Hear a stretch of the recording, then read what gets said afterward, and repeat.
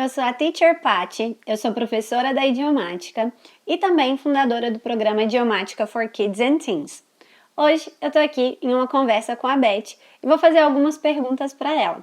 E a primeira que não pode faltar é: como surgiu a Idiomática? E aí eu vou ter que te contar uma história muito longa para você entender o processo todo. Uma história que começa na minha infância, né?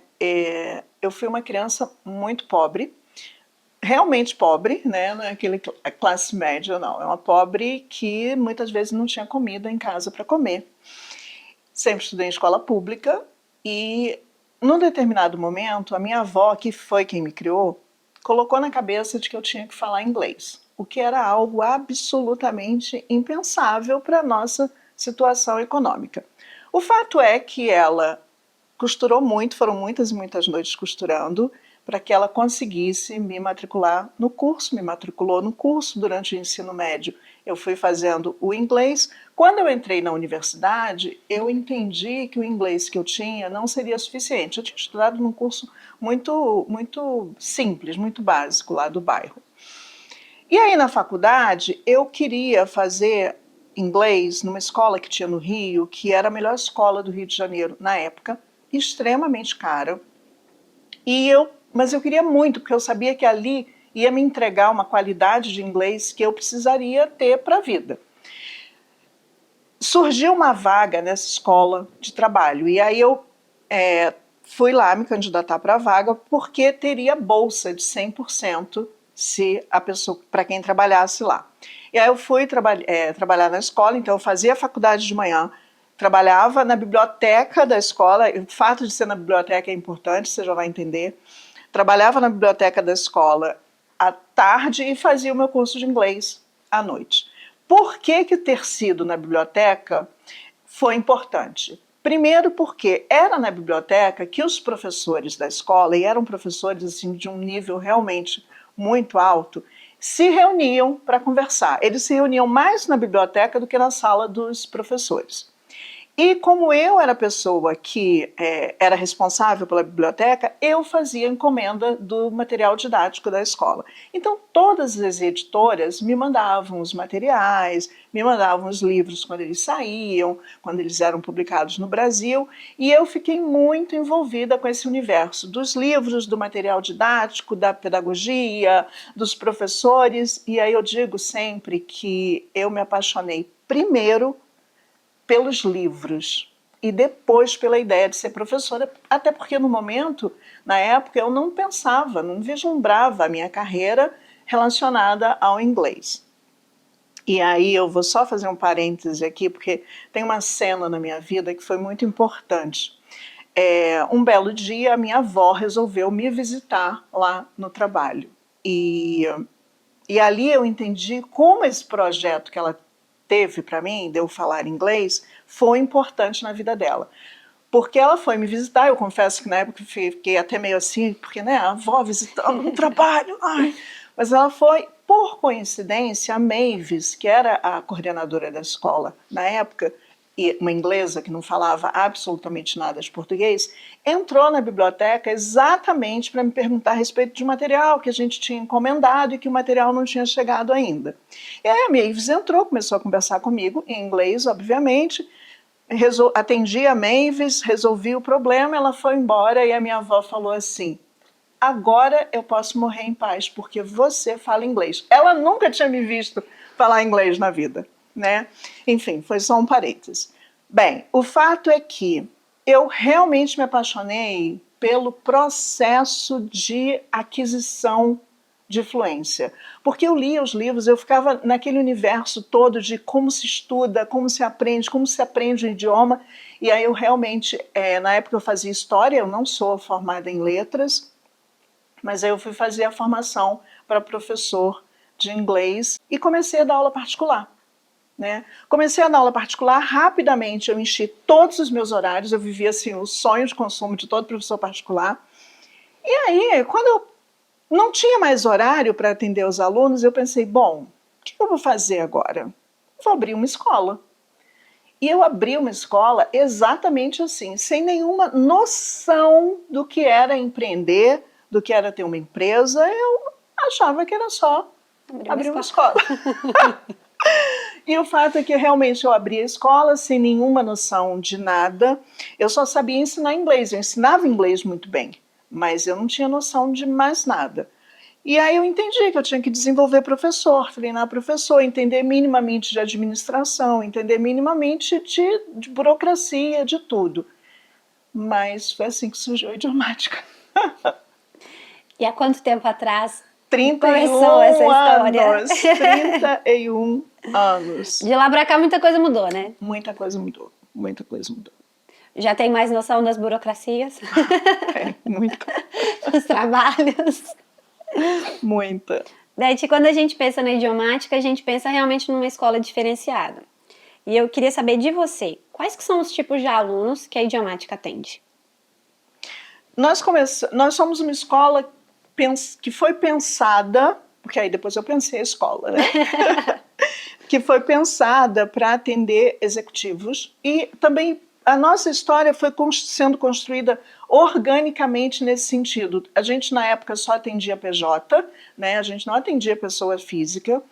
E aí, nas empresas que a gente atuava, sempre nós éramos a escola escolhida para desenvolver os executivos, os presidentes, todo o quadro de executivos da escola, da empresa. Então, nós somos uma escola que atende profissionais e executivos que precisam falar inglês para a comunicação corporativa.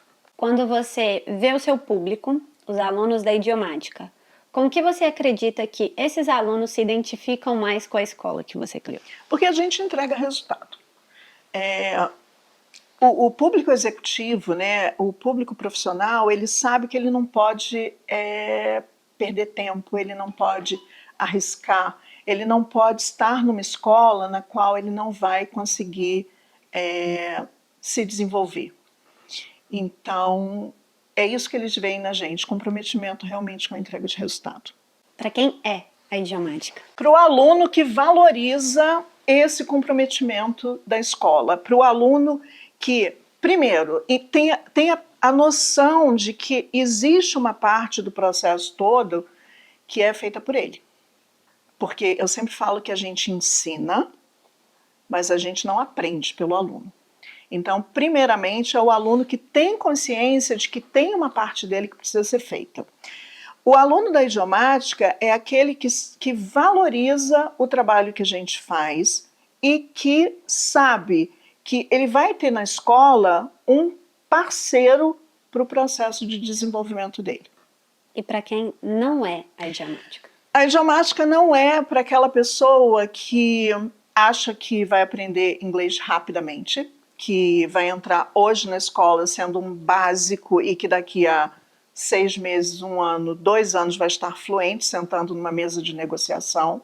Não é para esse aluno, porque vai ter muita frustração. O processo de aprendizado do idioma não é rápido e não é fácil. E não é fácil, não que seja difícil aprender o idioma, mas a vida do adulto, e principalmente do adulto que está no mercado de trabalho, que tem todas as responsabilidades e todas as atribuições que o adulto tem, isso dificulta o processo de aprendizado, porque a pessoa tem pouco tempo para se dedicar, a cabeça está sempre cheia de coisas, a pessoa está sempre muito estressada, e isso tudo dificulta. Então, se o aluno não tem consciência de que o processo é um processo lento e que o processo é um processo demorado, porque a vida da gente acaba atrapalhando, ele não é o aluno da idiomática. Para você, qual é o maior diferencial da idiomática? Olha, Paty, eu poderia dizer que é a qualidade do nosso material, mas qualquer um pode usar o material. É claro que a curadoria que a gente faz do material é diferenciada. Eu poderia dizer, e eu acho que esse é um enorme diferencial da idiomática, é o professor da idiomática, que é um professor de altíssima qualidade, mas o maior diferencial da idiomática é o comprometimento com a entrega de resultado. Quando a gente recebe um aluno na idiomática, e eu cuido desse aluno pessoalmente. Quando ele chega na idiomática, ele passa por mim, sou eu que faço todo o assessment, sou eu que penso no programa, sou eu que decido o professor. Ele é visto na idiomática não como um número de matrícula, ele é visto como uma pessoa que está entregando para a gente o sonho de ficar fluente no idioma. E isso faz muita diferença. E a gente tem um enorme cuidado com essa pessoa e a gente tem um enorme comprometimento com a entrega de resultado. Eu acho que esse é o grande diferencial da idiomática. A gente vai fazer o que precisa ser feito para que esse aluno fique realmente fluente. A fluência é muito importante. E eu queria saber de você, qual que é a diferença entre ensinar inglês e deixar o seu aluno fluente? Ensinar inglês tem muita gente ensinando, tem muito aplicativo ensinando. Hoje você aprende o idioma no aplicativo, se você quiser. Só que o processo de aquisição de fluência, ele vai além do aprender o conteúdo, né? Você ensina o conteúdo, o aluno aprende o conteúdo. Entre ele aprender o conteúdo e ele conseguir se comunicar, usar esse conteúdo que ele aprendeu de maneira orgânica, de maneira fluida, com desenvoltura, espontaneamente, tem um abismo. Então, se você para no ensinar, né, eu ensinei o conteúdo, estamos trabalhando numa determinada estrutura, ou estamos trabalhando num determinado vocabulário. Ensinei, o aluno aprendeu, beleza? Isso não vai deixar o aluno fluente. E isso, na verdade, é o que acontece no mercado. O aluno aprende e daí? Ele não se sente preparado, ele não se sente apto a usar aquilo que aprendeu. Porque entre o ensinar o conteúdo e fazer com que o aluno consiga usar esse conteúdo de maneira fluida, corretamente e espontaneamente, tem todo um trajeto que precisa ser percorrido e para isso precisa ter técnica, né? E é essa técnica que a gente tem na idiomática que faz com que o aluno não só aprenda, mas que ele consiga usar com fluência. Nessa mesmo caminho, eu queria te perguntar então, qual que é o melhor método de ensino? Não tem. Não existe melhor método. Não existe melhor método porque cada aluno é único, e isso é uma outra diferença na idiomática, né? A gente trabalha o aluno pensando nas suas individualidades. Você pode ter 2 alunos que estão no mesmo nível, que usam o mesmo material, fazem aulas com o mesmo professor e eles vão ter aulas completamente diferentes. Então, o material, o método, a gente também tem que ir adaptando para as necessidades do aluno. Cada aluno é único, cada metodologia precisa ser adaptada para aquele aluno. Todas as metodologias têm coisas muito boas, porque funcionam com vários perfis de alunos, e várias metodologias têm coisas muito ruins, que não funcionam com determinado perfil de aluno. Então, não existe a melhor metodologia, e o importante é a gente entender como o aluno aprende e buscar nas ferramentas disponíveis, nas metodologias disponíveis, o que faz mais sentido para aquele aluno. E pensando no que faz mais sentido para esse aluno, existe alguma forma de acelerar esse processo de aprendizagem? Cada um aprende no seu ritmo, né? Cada aluno tem um processo de desenvolvimento muito próprio. Não tem como queimar etapas. Eu acho que isso é uma diferença que a gente precisa pensar. Muitas vezes a gente vê muitas pessoas acreditando que dá para só ter uma ideia. Não, eu ouço isso dos alunos, né? Não, eu não preciso aprender tudo, eu só quero ter uma ideia, eu só quero... Não existe isso. Tem como acelerar? Tem. Se o aluno consegue disponibilizar mais tempo para a gente. É a única forma de acelerar o processo, é a gente ter mais tempo com esse aluno. Aí a gente consegue acelerar. Uma coisa que eu vejo que otimiza também é a questão de não fazer com aquele aluno o que não precisa ser feito. Então, também quando a gente personaliza o trabalho com o aluno, personaliza as aulas, personaliza o material, a gente acaba não fazendo coisas que a gente sabe que não vão funcionar com aquele aluno. Isso acaba acelerando um pouco, acelera, mas não é nada significativo, não é nada que vai dizer assim, eu vou transformar, eu vou fazer você ficar fluente saindo do zero pro avançado em 6 meses. Não é por aí. Existem muitas as promessas, né? Existem. Mas quanto mais tempo a gente tem com o aluno, quanto mais tempo o aluno consegue dedicar ao processo, mais a gente consegue acelerar tudo. É muito comum a gente ver muitos alunos com bloqueio em inglês. Como que a gente pode trabalhar esses alunos que têm esses bloqueios? Olha, Paty, eu tenho um bloqueio. Eu acho que é uma das frases que eu mais ouço na minha vida.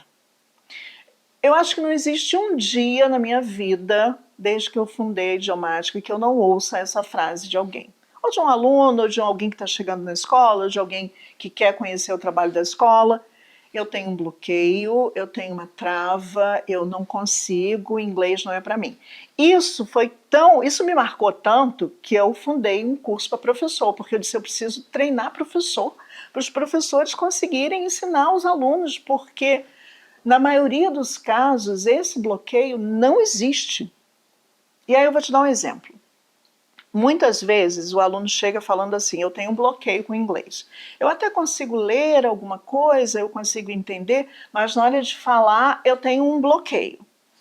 E aí eu começo a conversar com o aluno. E aí eu rapidamente entendo, por exemplo, que é um aluno que fez... normalmente eles falam assim também, já fiz tudo quanto é curso. E aí quando eu começo a conversar, o aluno fez 3 meses na escola A, 6 meses na escola B, parou 2 anos, aí voltou com um professor particular, fez mais 4 meses. Quando ele soma tudo que ele fez, ele tem a impressão de que ele fez anos de inglês, mas na verdade ele era um A1, era um iniciante, foi para outra escola, continuou iniciante, foi para outra escola, continuou sendo iniciante, ele continua sendo um A1, um A2. Só que ele tem uma expectativa de que ele vai conseguir falar muito rápido. E aí vem a questão da expectativa errada. Como tem muito marketing em cima da ideia de que você vai falar rápido, de que você fique fluente rapidamente, as pessoas acreditam nisso. E aí elas fazem um curso aqui, um curso ali, 4 meses, 6 meses, 1 ano que seja, e começam a achar que tem alguma coisa errada com elas. Porque eu já estou aqui há 1 ano e eu não falo fluentemente, então eu tenho um trauma, eu tenho um bloqueio, eu tenho um problema. Então, na maioria das vezes, não existe esse problema, não existe esse bloqueio, o que existe é falta de conhecimento do idioma.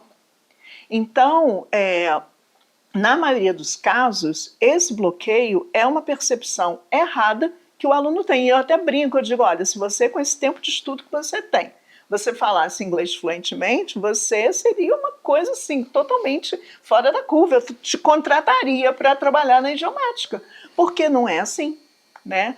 Então, agora, claro, tem pessoas que passaram por experiências traumáticas em relação ao aprendizado? Sim, tem, mas são as exceções. Não é todo mundo que diz que tem um bloqueio que realmente teve uma experiência traumática e que realmente tem um bloqueio. O que falta é o conhecimento. E aí as pessoas que a gente identifica que realmente tem um trauma, que tem um bloqueio, que tem ali uma coisa a ser trabalhada, a gente usa as ferramentas que a gente disponibiliza, né, de acolhimento desse aluno, de criar, de transformar a aula num ambiente brain-friendly environment, né, que é um ambiente propício ao aprendizado. A gente tem todas as técnicas e estratégias para acolher esse aluno e fazer com que ele, apesar do bloqueio, consiga se desenvolver. Beth, muito obrigada pela sua disponibilidade, pelo seu tempo, pelas suas respostas e espero que quem assistiu a gente tenha conhecido um pouquinho mais sobre a idiomática. De nada.